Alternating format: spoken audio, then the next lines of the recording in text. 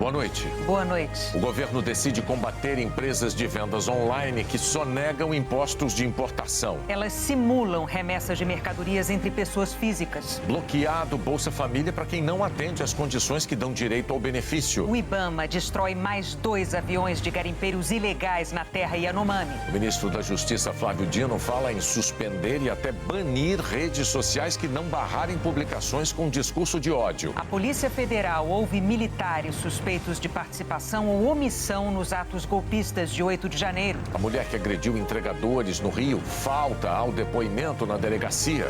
O Jornal Nacional está começando.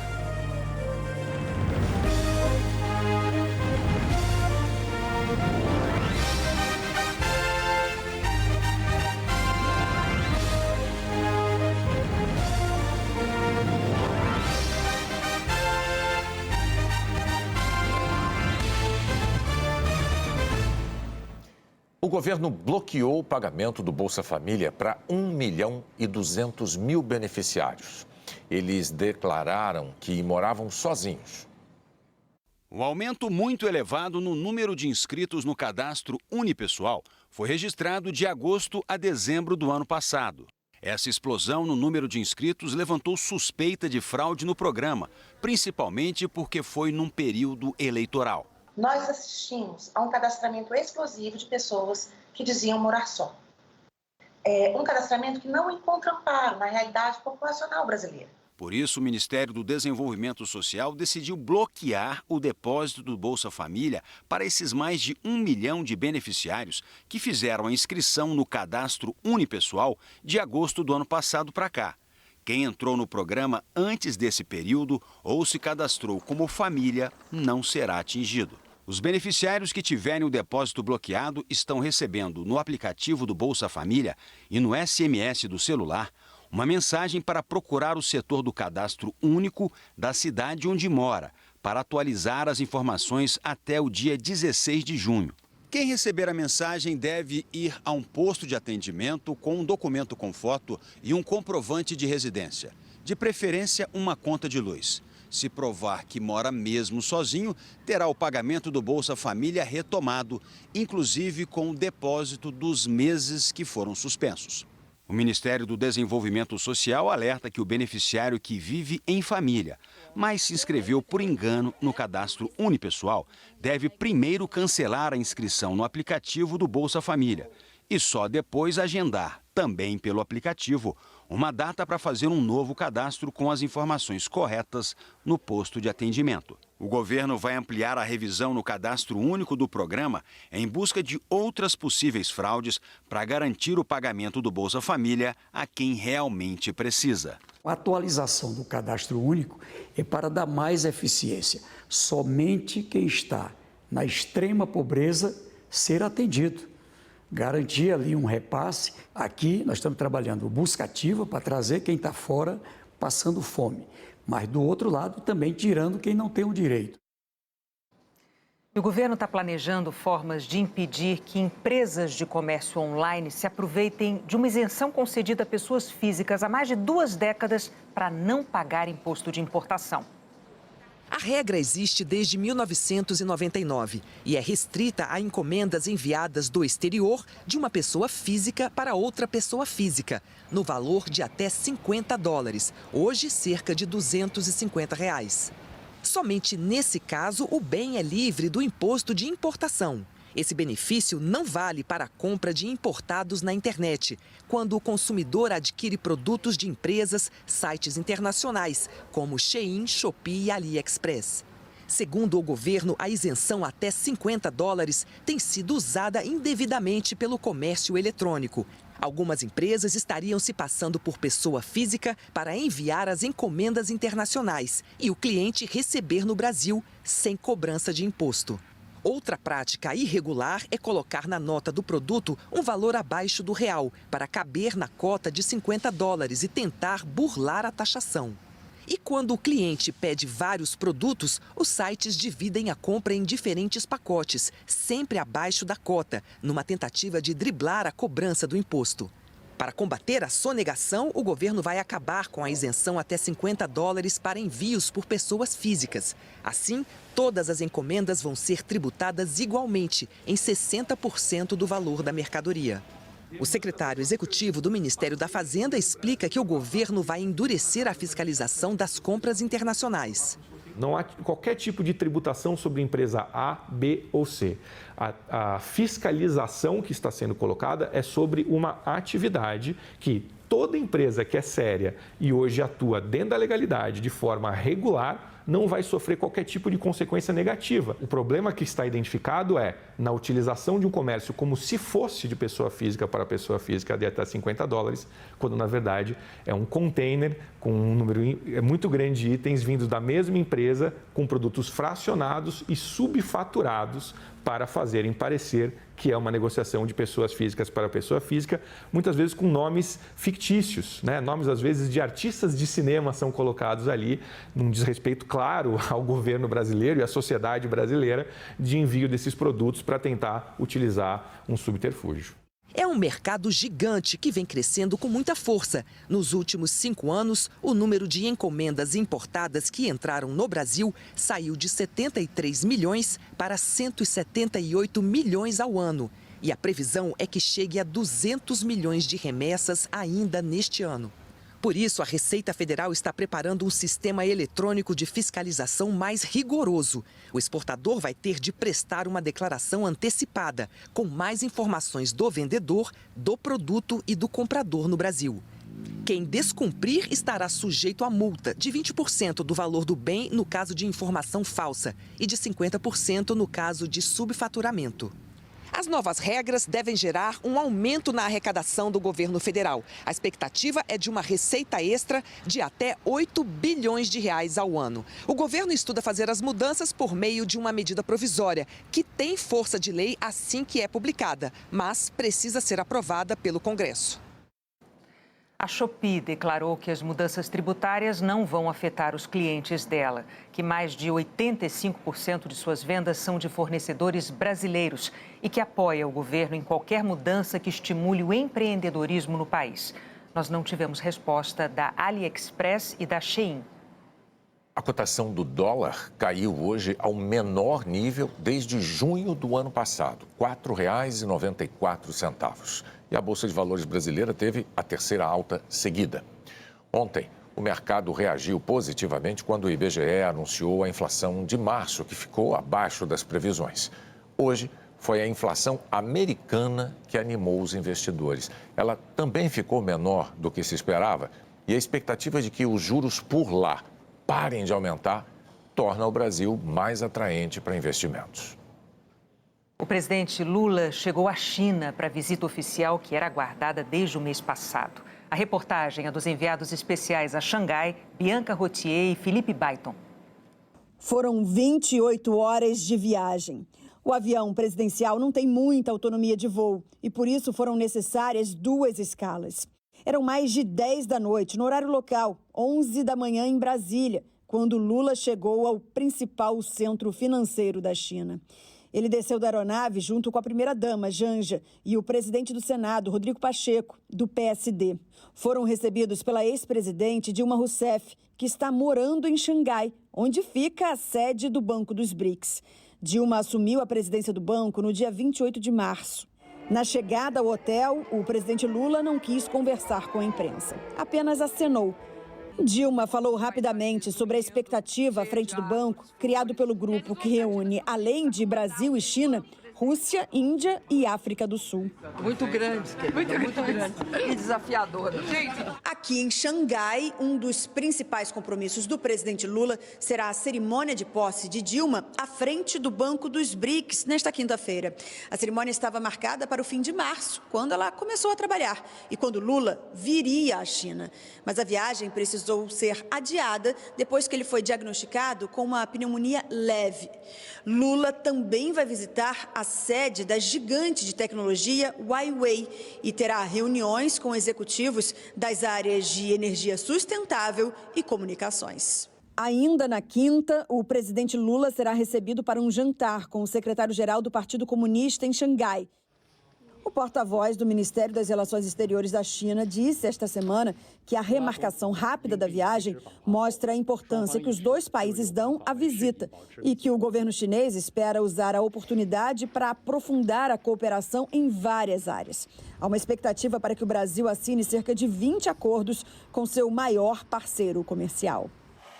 O Brasil quer facilitar e ampliar as exportações do setor agropecuário, principalmente de carne suína e bovina. Os dois países também devem acertar a instalação de uma fábrica de carros chineses na Bahia e a venda de jatos da Embraer para a China. Brasil e China esperam que o acordo para transações com câmbio direto entre o real e a moeda chinesa, sem passar pelo dólar, amplie ainda mais o comércio bilateral, que no ano passado atingiu um recorde de 150 bilhões de dólares. Também há expectativa para a ampliação da cooperação tecnológica para construir mais um satélite. Ele poderá ajudar a monitorar biomas como o da floresta amazônica. A ministra do Meio Ambiente, Marina Silva, ressaltou o otimismo com as possibilidades. A China tem um programa de restauração de área degradada, já recuperou cerca de 70 milhões de hectares e o Brasil interessa muito conhecer essas experiências e, mais do que isso, fazer as trocas tecnológicas. O presidente Lula também vai conversar com Xi sobre a possível participação do Brasil em negociações de paz entre Rússia e Ucrânia. O Ministério Público Federal em Guarulhos, São Paulo, abriu inquérito para investigar a troca de etiquetas em bagagens no Aeroporto Internacional de São Paulo. O serviço oferecido há anos nos aeroportos brasileiros ganhou novos clientes nos últimos dias. Você não tem noção de nada do que vai acontecer. É meio que na sorte, né? A gente reza e deixa, entrega. A Linda gravou um vídeo e tirou foto de tudo antes de fazer o check-in. A gente já tinha medo de ter as coisas roubadas, furtadas da nossa mala. Agora a gente ainda corre risco de ser criminalizado por uma coisa que a gente não fez. Tem aqueles que preferem as tradicionais fitinhas coloridas. Eu vou filmar e fotografar quando eu despachar. A preocupação dos passageiros com as bagagens despachadas aumentou depois que a Polícia Federal descobriu, na semana passada, um esquema criminoso de troca das etiquetas de identificação das malas dentro do Aeroporto Internacional de São Paulo, em Guarulhos. A ação da quadrilha levou as brasileiras Cátina Bahia e Jeane Paulini a passarem mais de um mês numa penitenciária em Frankfurt, na Alemanha. As duas foram libertadas ontem. As empresas e as autoridades responsáveis pelo maior aeroporto do país sabiam das fragilidades na segurança interna do terminal de passageiros. No dia 1º de setembro do ano passado, a Polícia Federal encaminhou ao Ministério Público Federal um documento com uma lista de recomendações para corrigir esses problemas. O Jornal Nacional apurou que nada foi feito. Entre as medidas estão a instalação de câmeras fixas nos balcões de check-in, proibir o uso de celular nas áreas restritas e fazer um rodízio de funcionários para evitar rotinas. Hoje, a Procuradoria da República em Guarulhos anunciou a abertura de um inquérito civil para apurar responsabilidades na troca das etiquetas e cobrar providências das empresas que administram e operam no aeroporto. A ideia é que a gente possa apurar responsabilidades na área civil e também, ao mesmo tempo, garantir que fatos como esse não aconteçam mais. O chefe da delegacia do aeroporto diz que fazer fotos, vídeos ou caprichar na identificação da bagagem serve apenas como medida paliativa. Eficaz não é, isso aí é um remendo que dá para fazer enquanto não se melhora o sistema como um todo, né? Você tem algumas medidas, né, que na verdade ajudariam, que é você filmar a sua mala com a etiqueta recém-colocada, né, toda lisinha, com o código de barra da etiqueta, os números da etiqueta, o peso da mala, e você ter isso com você. Se na hora que chegar lá ela tiver sem etiqueta, talvez informar alguma autoridade ali do local de destino. Quem viaja se protege como pode e torce para que, no final, retirar a bagagem seja um momento tão feliz quanto despachá-la. A seguir, a mulher que agrediu entregadores falta o depoimento na delegacia no Rio. O Ibama destrói mais 2 aviões de garimpeiros ilegais na terra Yanomami.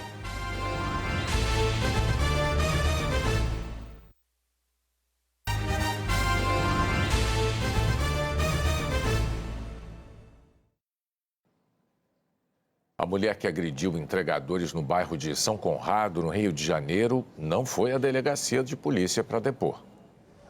O depoimento da nutricionista Sandra Matias Corrêa de Sá estava marcado para as 10h30 da manhã. Ela não apareceu. Quem chegou à delegacia foi o advogado que apresentou um atestado médico e disse que ela está machucada.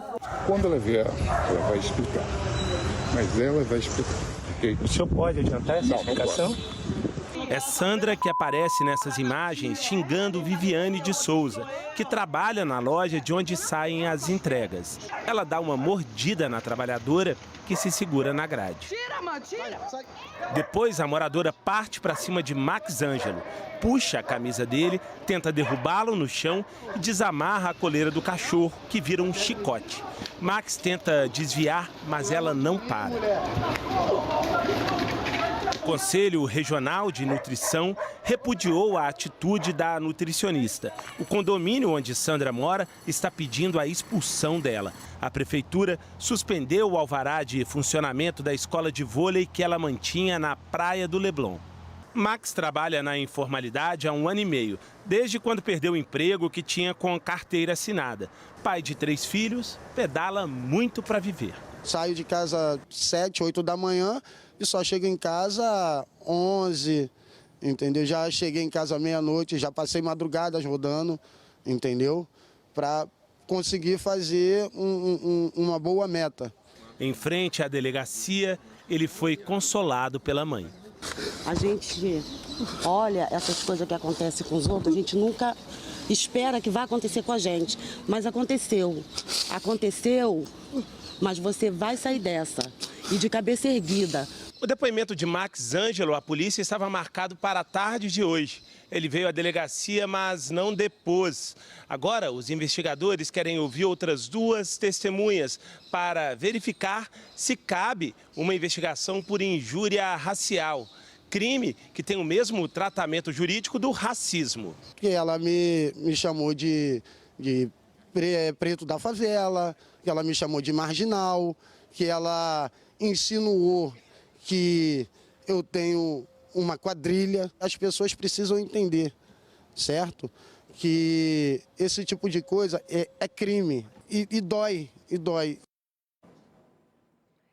A operação da Polícia Federal e do IBAMA em território Yanomami obteve novas vitórias sobre garimpeiros criminosos em Roraima.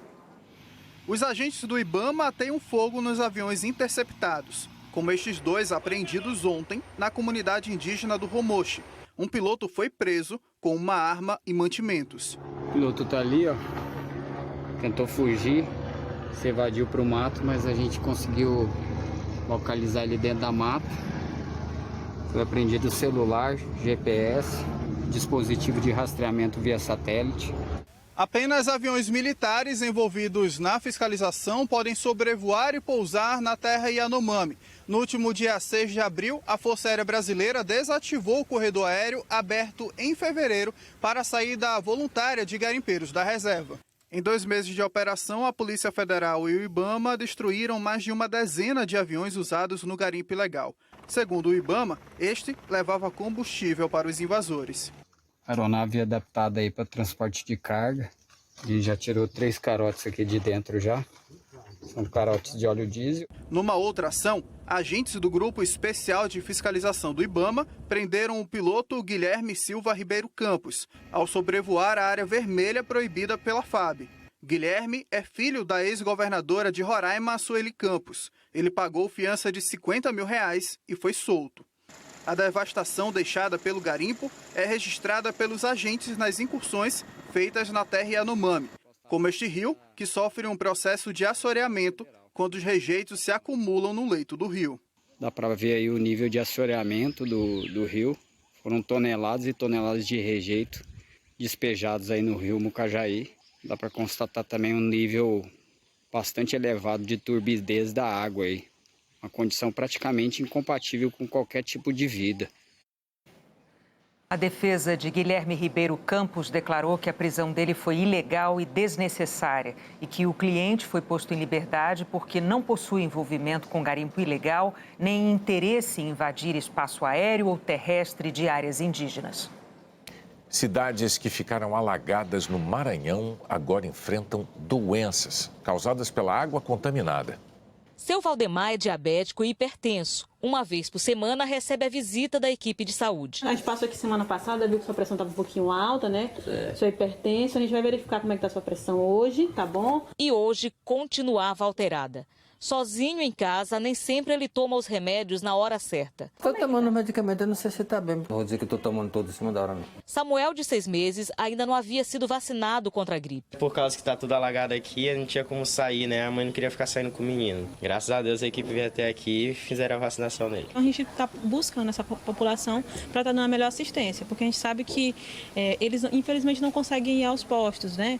Mais próximos. O mutirão mobiliza equipes de saúde, bombeiros militares e civis. E eles seguem em canoas, de bote e a pé mesmo. A gente tem que estar prestando essa assistência para essas famílias, para que elas não fiquem desassistidas. Além do atendimento da atenção básica que as equipes trazem às famílias, a preocupação também é com os riscos que surgem em cenários de enchentes e alagamentos como este. O contato com as águas geralmente contaminadas expõe as pessoas a vários tipos de doenças. O movimento no hospital aumentou. Dona Rosinalda mora em área alagada e chegou com sintomas que quase todo mundo na casa dela já teve. Dor de cabeça, dor no corpo, febre. Tem aumentado bastante devido à questão da exposição dos pacientes à água, né, à cheia. Então isso faz com que aumente muita procura devido à situação principalmente de escabiose, de doenças infecto-parasitárias, algumas doenças fúngicas, reações alérgicas também. No caso mais raro, leptospirose. A Jaqueline Brasil conta agora pra gente a previsão do tempo para amanhã. Oi, Jaqueline, boa noite. Oi, Renata. Boa noite para você, para o Bonner e boa noite para você também. Amanhã tem alerta de temporal. Pode chover forte no Amapá, também no Pará, só que a pior condição é para essa área aqui, no sul de Mato Grosso do Sul, oeste do Paraná, de Santa Catarina e no Rio Grande do Sul. E tudo por causa da combinação desses dois sistemas. Uma baixa pressão que está entre a Argentina e o Paraguai e uma frente fria que está passando agora pela região sul. E conforme essa frente fria avança, trazendo o ar frio, ao encontrar o ar quente que está na superfície, forma as nuvens temporais e a baixa pressão acelera todo o processo. Por isso, deve chover forte em Porto Alegre já de manhã, com máxima de 22 graus. Risco de temporal também em Chapecó, Santa Catarina, Foz do Iguaçu, Paraná e Ponta Porã, Mato Grosso do Sul. Só que as temperaturas não caem. A chuva pode apertar em alguns momentos em Belém, Macapá, Fortaleza, com temperaturas entre 30 e 32 graus. Vai fazer calor também em São Paulo e no Rio, com máximas de 29 e 33 graus e chance muito pequena de chuva. Já em Brasília e em Campo Grande, o risco aumenta. As pancadas de chuva se espalham amanhã por quase todo o país e o tempo fica firme do interior do Rio Grande do Norte até o norte de Minas Gerais. Nos próximos dias, teremos a passagem de duas frentes frias. Uma delas é essa, que já começa a virar o tempo amanhã no sul e na sexta-feira deve provocar temporais em São Paulo e com o céu mais nublado, a temperatura pode cair, mas não muito. E o primeiro frio intenso do outono deve ocorrer no final da outra semana, com a chegada da segunda frente fria. Os modelos meteorológicos mostram que esse sistema vai ser mais intenso e pode avançar pelo continente, trazendo um ar mais gelado. A previsão é que os termômetros fiquem abaixo de zero em áreas do sul e perto dos 12 graus em parte do sudeste e do centro-oeste. Vamos monitorando. Boa noite para vocês. Renata, Bonner. Vamos aguardar. Obrigada, Jaqueline. A seguir, os depoimentos de militares suspeitos de omissão ou participação nos ataques de 8 de janeiro. O ministro da Justiça, Flávio Dino, fala até em banir redes sociais que não barrarem discursos de ódio.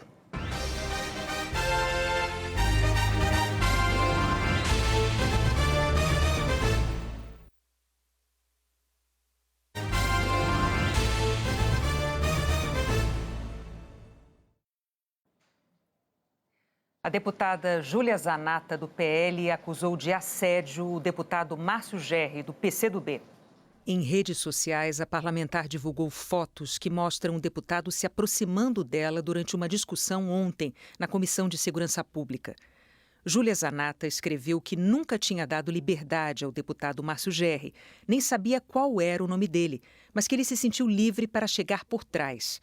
Segundo a deputada, por sorte, alguém registrou a cena absurda. O deputado Márcio Gerri se manifestou cerca de 3 horas depois. Também em rede social, ele afirmou que a acusação era mentirosa e absurda e que bastava assistir ao vídeo que ele publicou. As imagens mostram que durante uma discussão da deputada Júlia Zanatta com outra parlamentar, Márcio Gerri se aproximou por trás de Zanatta. Neste momento, é possível ouvi-lo dizer algo sobre 40 anos de mandato. Júlia Zanatta disse que deputados do PL vão entrar com representação no Conselho de Ética contra Márcio Gerri. O partido dele, o PCdoB, declarou que vai acionar a deputada no mesmo conselho por crime de fake news. A Polícia Federal ouviu hoje 81 militares sobre os atos golpistas do dia 8 de janeiro. Os depoimentos duraram o dia todo. A PF ouviu integrantes das Forças Armadas e do Gabinete de Segurança Institucional da Presidência, o GSI. A PF investiga eventuais crimes cometidos por militares na invasão dos prédios públicos por radicais bolsonaristas em janeiro. Durante a investigação, policiais militares já tinham indicado a omissão e até a possível participação de integrantes do Exército e do GSI nos atos. Um dos que prestaram depoimento hoje foi o tenente-coronel Jorge Fernandes da Hora, que comandava o batalhão da Guarda Presidencial. Nesse vídeo, ele aparece discutindo com oficiais da tropa de choque da PM que agiam para prender os invasores dentro do Planalto.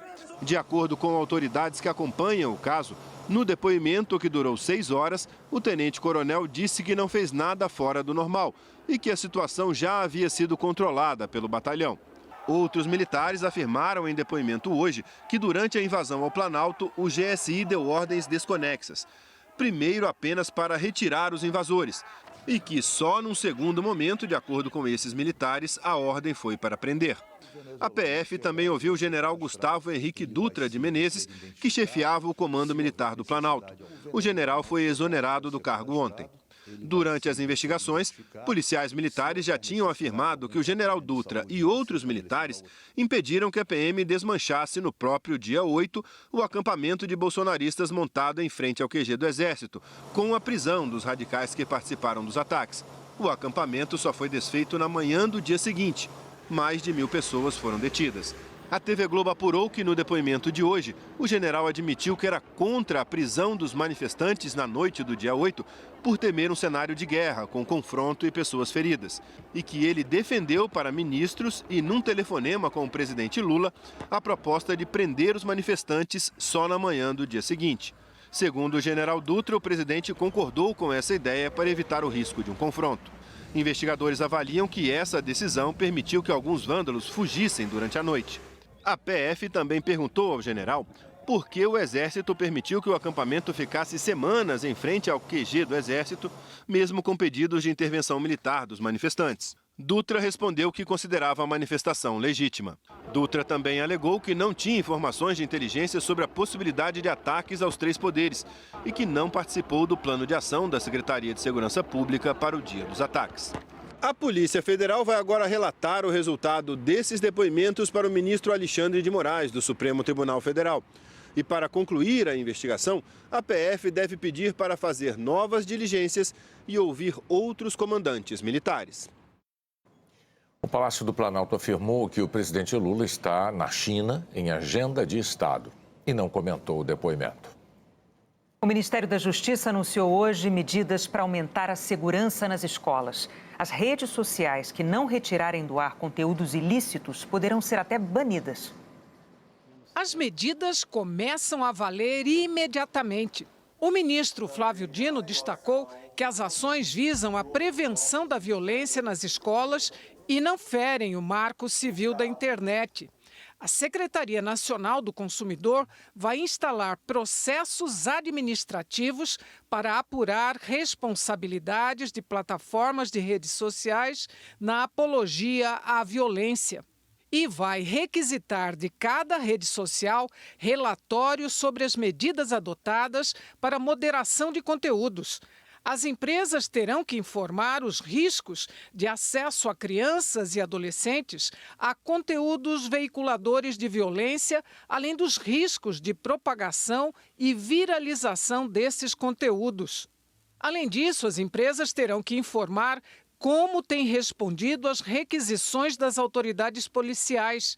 Serão obrigadas a compartilhar com a polícia informações sobre usuários para facilitar investigações e ficarão impedidas de permitir a criação de novos perfis a partir de endereços já cancelados anteriormente por atividade ilegal. O prazo para a retirada de conteúdos que estimulam a violência será de 2 horas a partir da notificação, mesmo limite usado pelo TSE nas eleições. Flávio Dino ressaltou que as plataformas que não cumprirem as exigências poderão pagar multa de até 12 milhões de reais, serem retiradas do ar ou, em casos extremos, até serem banidas. Aludo, por exemplo, ao fato de a própria Constituição Federal, quando menciona a liberdade de expressão, deixa claro que ela não é incondicionada. Ela é subalterna a outros princípios constitucionais. Nós temos o Código Civil, que incide sobre contratos. Nós temos o Código de Defesa do Consumidor, porque nós consideramos que essas empresas são fornecedoras de serviço. E na medida em que o serviço está violando os deveres atinentes à saúde e à segurança, é claro que as autoridades administrativas, no nosso caso do Ministério da Justiça e Segurança Pública, a Senacom, a Secretaria Nacional do Consumidor, devem tomar providências para que esse mercado, no que se refere aos prestadores de serviços, seja mais saudável, mais compatível com a lei. O Ministério da Justiça já vem coordenando um trabalho com as delegacias de crimes cibernéticos das polícias civis e da Polícia Federal, com o intercâmbio de informações da inteligência e a identificação de perfis que estejam fazendo apologia à violência contra escolas. O ministro disse que as medidas são mandatórias, ou seja, obrigatórias, e as plataformas não podem alegar regras dos termos de uso adotados por cada uma para descumprirem qualquer uma das ações. Uma criança, vale mais do que todos os termos de uso de todas as plataformas. O que mostra que nós precisamos de uma normatividade proporcionalmente mais rígida, a fim de garantir que nós tenhamos a cessação dessa prática nociva por intermédio da internet, por intermédio das redes sociais, porque esse tem sido o local em que se estrutura o cometimento desses crimes. O governo federal já liberou 150 milhões de reais para estados e municípios reforçarem a segurança na área das escolas. Agora vai liberar mais 100 milhões. O dinheiro poderá ser usado também para guardas municipais atenderem as escolas. Hoje, em Brasília, um estudante foi preso depois de fazer pichações com ameaças na Universidade de Brasília, UNB. O Tribunal Regional Federal da 2ª Região absolveu o ex-governador do Rio, Luiz Fernando Pezão, num processo da Lava Jato por corrupção, lavagem de dinheiro e participação em organização criminosa. A decisão é da primeira turma especializada do tribunal. Por maioria, os desembargadores Simone Schreiber, Antônio Ivan Atier e Vanderlei Sanan Dantas atenderam à apelação feita pela defesa do ex-governador para anular a sentença do juiz Marcelo Bretas, que era o responsável pela extinta Operação Lava Jato no Rio. Em 2021, o juiz condenou Luiz Fernando de Souza, o Pezão, a quase 99 anos de cadeia pelos crimes de corrupção, lavagem de dinheiro e participação em organização criminosa. Pezão foi acusado na Operação Boca de Lobo de receber propinas enquanto esteve no governo e chegou a ser preso em novembro de 2018, já no fim do mandato, mas foi solto um ano depois. Os advogados do ex-governador afirmaram na apelação que o juiz Marcelo Bretas copiou, sem citar a fonte, longos trechos das alegações finais do Ministério Público Federal e usou isso como base para fundamentar a sentença. Em fevereiro deste ano, Bretas foi afastado pelo Conselho Nacional de Justiça por suspeita de direcionar processos e combinar a condução das investigações. O Ministério Público Federal ainda pode recorrer no próprio Tribunal Regional Federal da 2ª Região, aqui no Rio, e no Superior Tribunal de Justiça. Mas a decisão de hoje absolve Luiz Fernando Pezão de todas as acusações apresentadas contra ele na Lava Jato do Rio.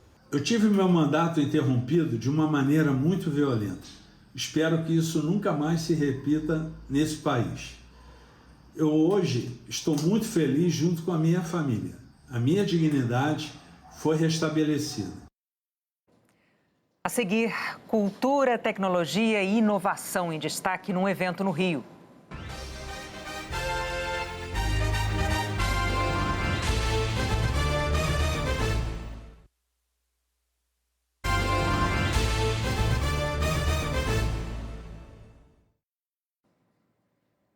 O Jornal Nacional conquistou o Clio Awards, um dos prêmios mais importantes da publicidade internacional.